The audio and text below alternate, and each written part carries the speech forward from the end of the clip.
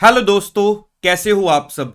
तो देखिए, अगर मैं ये बोलूं कि अब हमारे पास ऑलमोस्ट 20 दिन हाथ में रह गए हैं या बस रहने वाले हैं, तो जो बच्चा ऑलरेडी काफी ज्यादा मतलब हम कह सकते हैं कि ट्रैक से बाहर हुआ हुआ है, और मैंने वैसे काफी इन दिनों में आपको प्लानिंग स्ट्रेटजीज दी हैं, और अगर लग रहा है कि अभी तक भी हम नहीं संभल पाए हैं और अब लास्ट एक और चांस दे दो कि हम कंट्रोल कर लेंगे, कुछ आइडिया, कुछ कुछ डेज की कैलकुलेशन बता दो कि कैसे मैनेज करें, किधर से पकड़ें, तो बस आपके लिए मैं वो एक चांस लेकर आया हूं कि जिसके साथ माइंड में मोटिवेशन ऑटोमेटिकली आ जाएगी कि अभी भी क्या हो सकता है वो आपके सामने है। मतलब मैं वो चीज लेकर आया हूं जो आपके लिए मैक्सिमम आउटपुट निकाली जा सकती है, वो आप निकाल के छोड़ोगे। अब इसके बाद ना हिलाना, ये कोशिश करना आप। और हाँ, जो बच्चे नए हैं चैनल पे, याद से कंसीडर कर लेना, अगर आप सब्सक्राइब करना चाहते हो तो याद से कर लेना। अब मेरी बात को जरा ध्यान से सुनो। देखो, अगर मैं 13 नवंबर ऑनवर्ड्स बात करूं, देखो जो बच्चों का ग्रुप 2 है, ठीक है, वो थोड़ा सा इस हिसाब से टाइम ज्यादा बाद में काउंट कर लेना, लेकिन मैं आपको आइडिया दे देता हूं।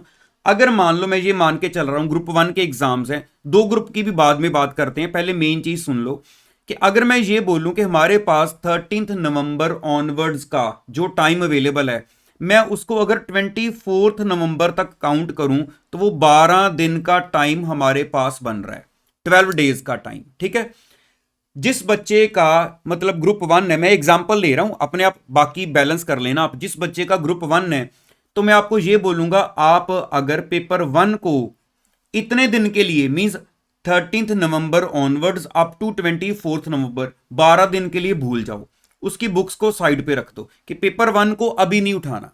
पहले तो माइंड में एक क्लैरिटी होगी, ठीक है, 3 पेपर हमारे हाथ में रह गए हैं, पेपर नंबर 2, 3 एंड 4। ध्यान रखना, जिस बच्चे का अपना ऑलरेडी शेड्यूल, जब मेरा ऑलरेडी आपको दिया हुआ शेड्यूल परफेक्टली चल रहा है, जो मैं कंटिन्यूसली यूट्यूब पर डाल रहा हूं, उसको कंटिन्यू रखो। ये ना सोचना ये बीच में क्या आ गया, ये उनके लिए बता रहा हूं जो बहुत ही आउट ऑफ ट्रैक चल रहे हैं, जब मेरे पहले प्लान्स को नहीं फॉलो कर पाए, उनके लिए पेपर 1 को छोड़ दो, पेपर 2, 3 और 4 को कंसिडर करो। और पेपर 2, 3, 4 को कैसे कंसिडर करना है वो भी आपके सामने पूरा चार्ट के थ्रू है। देखो, अपने डे को कैसे डिवाइड कर लो। सुबह 7 बजे आपका डे स्टार्ट हो जाना चाहिए, जहां से स्टडी काउंट होगी आपकी, इसलिए आधा घंटा पहले उठना चाहते हो, 1 घंटा पहले उठना चाहते हो, वो आप देख लेना।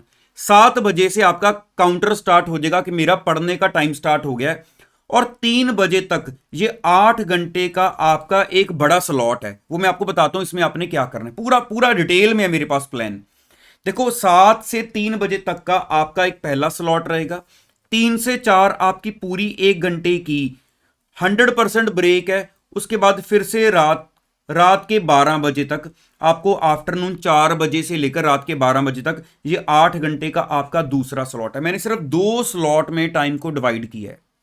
अब ये 8-8 घंटे का जो स्लॉट है, इस 8 घंटे के स्लॉट में आपने मैक्सिमम आउटपुट निकालनी है। आप कितनी निकाल सकते हो? देखो, 16 घंटे मैंने, मतलब 8 घंटे एक अलग से, 8 घंटे एक अलग से। अब वो सब्जेक्ट कैसे पढ़ने वो भी मैं ही आपको बताऊंगा, आप कुछ ना सोचो अभी। मतलब इसमें आपका अलग सब्जेक्ट चलेगा, इसमें अलग चलेगा, कैसे चलेगा वो मैं बताने लगा हूं। लेकिन 8-8 घंटे के दो पार्ट कर दिए। अब आपकी यहां पे कैपेसिटी है, 6 घंटे पर सब्जेक्ट निकाल पा रहे हो, 8 में से आप उसमें से 7 निकाल पा रहे हो, कम से कम 6 से 7 तो निकालने की कोशिश करो। क्योंकि देखो, 12 बजे से लेकर आपने सुबह 6-6:30 बजे तक सोने का टाइम आपके पास आराम से है, क्योंकि सुबह स्टडी 7 बजे स्टार्ट करनी हमने। और अब कहीं पर भी ये ना माइंड में लेके आना कि इतना काम कैसे करेंगे। अगर हमारी ये पोजीशन खराब हुई है तो करना ही पड़ेगा, क्योंकि हम ऑप्शन ढूंढ रहे हैं कि क्या हो सकता है, ये वही है जो हो सकता है। अब देखो, मेरे पास आ गया कि सुबह 7 से लेकर आफ्टरनून 3 बजे तक, देन आफ्टरनून 4 से लेकर रात के 12 बजे तक। अब मैंने दो सब्जेक्ट उठाने हैं, कैसे उठाने हैं ये भी ध्यान से सुनो। पेपर 1 तो हमने साइड पे कर दिया कि अप टू 24 नवंबर पेपर 1 हम नहीं टच करेंगे। पेपर नंबर 2, 3, 4 को कैसे कवर करेंगे? देखो, 13 नवंबर को मेरे पास दो स्लॉट हैं। आपने बस ये देखना है कि एक स्लॉट में एक सब्जेक्ट लिया, पेपर 2 ले लिया, तो जैसे ही एक पेपर की बारी खत्म हुई, अब दूसरे पेपर की बारी आएगी। इट मीन 13 नवंबर को आपके पास दो पेपर कौन कौन से आए? 2 एंड 3। मतलब आप रात को 12 बजे तक जो भी आपने पढ़ना, 11 बजे छोड़ा, 12 बजे छोड़ा, जो मैक्सिमम आउटपुट निकालनी थी, तो 3 के बाद अब ऑर्डर वाइज चलो, अब 4 की बारी है, तो नेक्स्ट डे मॉर्निंग आपका 4 आ जाएगा। अब उसके बाद दोबारा फिर से second, third, fourth, second, third, fourth, तो ये ऑटोमेटिकली आपकी ये 6-6 घंटे बाद, 8-8 घंटे बाद शिफ्ट चेंज होती जानी है, तो ऑटोमेटिकली आपके ये तीनों सब्जेक्ट्स घूमेंगे। और मैंने पूरा कैलकुलेट किया हुआ है अप टू 24 नवंबर आपके हाथ में ये जो सब्जेक्ट, जैसे फॉर एग्जांपल मैंने ग्रीन उसके ऊपर हाइलाइटर लगाया हुआ है कि आपका पेपर नंबर 2 टोटल 8 बार आपके हाथ में आया, पेपर नंबर 4 आपके हाथ में 8 बार आएगा, पेपर नंबर 3 आपके हाथ में 8 टाइम्स आएगा, ठीक है, 8 बार, तो हर पेपर आपके हाथ में 8 टाइम्स आ रहा है, तो पेपर नंबर 2, 3, 4 आपके पास वो 12 दिन में 8 टाइम्स ये हाथ में आया, 8 टाइम्स ये हाथ में आया, 8 टाइम्स ये हाथ में आया, और 8-8 घंटे का स्लॉट है हमारा, तो इट मींस पर पेपर को आपने 64 घंटे में से अब कितना टाइम दिया, क्योंकि आपने 8 घंटे में से कितनी आउटपुट निकाली जी उसके ऊपर डिपेंड करता है। अगर आपने उसमें 6 घंटे पढ़ा तो इट मींस आप 8 टाइम्स इंटू 6 से मल्टीप्लाई कर लेना कि आपके पास इतना टाइम अवेलेबल है।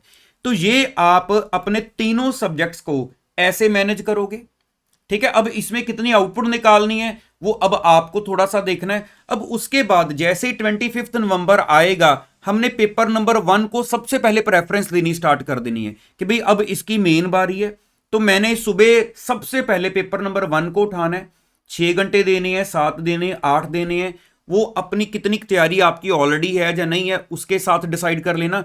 हाँ, बाकी आपके डे में जितना टाइम आप सेव करते हो पेपर 1 को देने के बाद, आप 4 घंटे बचाते हो या 5 बचाते हो या 3 बचाते हो, वो आपने यहां पर 2, 3, 4 में जो पेंडेंसीज छोड़ दी हैं 12 दिन में, या अगर आपको लग रहा है एक बार हो तो गया लेकिन एक रिवीजन के लिए टाइम मिल जाए, तो यहां पर आपका 25 नवंबर ऑनवर्ड्स जो पेपर 1 को टाइम देने के बाद बाकी टाइम आपका डेली बेसिस पर पेंडिंग वर्क, पेपर 2, 3, 4 का और रिवीजन वर्क जो चलता रहेगा। मतलब 25 नवंबर ऑनवर्ड्स आप आइडिया लगा लो, 30 नवंबर तक 30, उसके बाद 1 दिसंबर, 2 दिसंबर, जब जिस दिन आपने डिसीजन लेना है कि बस आज से सिर्फ पहला पेपर, उस दिन तक आपके 2, 3, 4 की साथ में डेली बेसिस पर रिवीजन चलती रहेगी या पेंडिंग वर्क आप अपना पूरा करते रहना। तो इस हिसाब से मेरे ख्याल से आपका एक माइंड मुझे था कि रेडी हो जाए कि कैसे करें, तो मैंने वो आपको चीज दे दी है कि ऐसे कर सकते हो। इसके साथ आपके पास तीनों सब्जेक्ट, ये भी नहीं कोई कह सकता कि एक दिन में 3 कैसे पढ़ें, एक दिन में 2 ही आ रहे हैं, ये भी नहीं अब हो सकता कि एक ज्यादा पुराना हो गया, मैंने एक को बोला है कि डेली बेसिस पर रख लो, है ना, कि पहले एक को डेली लो फिर दूसरे को डेली कवर करो, कि ऐसे आपके पास 20 दिन होंगे तो 5-5 दिन पर सब्जेक्ट आए, बंदा वैसे ही डर जाता है, बस 5 ही दिन रह गए पर सब्जेक्ट, तो इसके साथ सब कुछ ऑटोमेटिकली आपका मैनेज हो जाएगा। लेकिन फिर भी मैं आपको यह बोलूंगा कि मैंने आपको एक परफेक्ट स्ट्रेटजी दी है जो आपके लिए सब कुछ आपका अप टू डेट रखेगी। पेपर 1 को छोड़ा है तो पेपर 1 जैसे हमारे पास आया, बाकी 2, 3, 4 हमारे रिवाइज होने शुरू हो जाएंगे, फिर से अप टू डेट रहेंगे। तो इसमें आप ऐसा नहीं होगा कि कुछ पुराना हो गया। बाकी आप एक बार, चाहे मैं बोलूंगा दोबारा वीडियो प्ले करके, सिर्फ इस पर्पज के लिए इसको नोट कर लो अपनी कॉपी पर, इसको जो ऑल्टर करना चाहते हो जहां पर आपको जरूरत लगे अपने हिसाब से आप मॉडिफाई कर लो। कोई क्वेरी होगी तो मुझे कमेंट बॉक्स में पूछ लेना कि कैसे यहां पे मैं ऐसे एडजस्ट करने लगा हूं, तो क्या ये ठीक है या नहीं ठीक है, ठीक है, तो उस हिसाब से आप एडजस्ट कर लो। बाकी मेरे ख्याल से आपको काफी ज्यादा सेटिस्फेक्शन होगी कि हाँ अभी भी बहुत कुछ किया जा सकता है। अगर आपके हाथ में 20 दिन है, अगर मैं लेकर चलूं तो 20 दिन में भी अभी आप अच्छे प्लान के साथ चलोगे। तो बेसिकली ये होता है कि क्या एक टारगेट है, क्योंकि टारगेट ही नहीं हम बना पाते जिसको रोज फॉलो करना है, तो टारगेट मिल गया तो फॉलो भी करने लग जाओगे, तो जो मैक्सिमम हो सकता है वो तो करें ना, ठीक है। तो चलिए, ऑल द बेस्ट आप सभी को बोलूंगा। हाँ, दोबारा बोलूंगा कि अगर जो बच्चे न्यू हैं, मैं डेली बेसिस पर आपके लिए एग्जाम तक अवेलेबल हूं, जब तक आपके एग्जाम हो नहीं जाते मैंने जाना नहीं है यहां से, तो मेरे साथ आप भी बने रहना और मैं भी बना रहूंगा। कल मिलूंगा दोबारा नेक्स्ट वीडियो में। Thank you so much.